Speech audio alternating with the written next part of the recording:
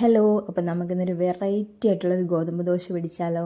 അപ്പോൾ അതിനായിട്ട് 2-3 അല്ലി വെളുത്തുള്ളിയും പിന്നെ പച്ചമുളകും കുറച്ച് മല്ലിയിലയും കൂടെ ചെറിയതായിട്ട് കേട്ടോ കുനുകുനാന്നരിഞ്ഞിട്ട് ഇടണം. അതിലേക്ക് മഞ്ഞൾപ്പൊടി, പിന്നെ ആവശ്യത്തിനുള്ള ഗോതമ്പ് പൊടി, ഉപ്പും കൂടി ഇട്ടിട്ട് നന്നായിട്ട് കലക്കിയെടുക്കുക കേട്ടോ. ഒരുപാട് ലൂസായി പോകണ്ട, കുറച്ച് കട്ടിയിൽ വേണം കലക്കിയെടുക്കാനായിട്ട്.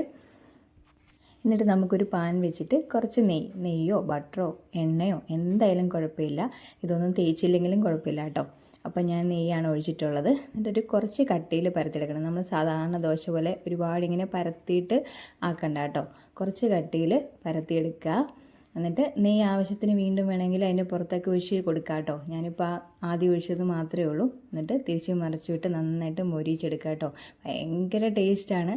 ചിക്കൻ കറിയുടെ കൂടെയോ മുട്ടക്കറിയുടെ കൂടെയോ സാമ്പാറിൻ്റെ കൂടെയോ എന്തിൻ്റെ കൂടെ വേണമെങ്കിലും കഴിക്കാൻ അടിപൊളിയാണ് കേട്ടോ. എല്ലാവരും ഒന്ന് ട്രൈ ചെയ്ത് നോക്കൂ.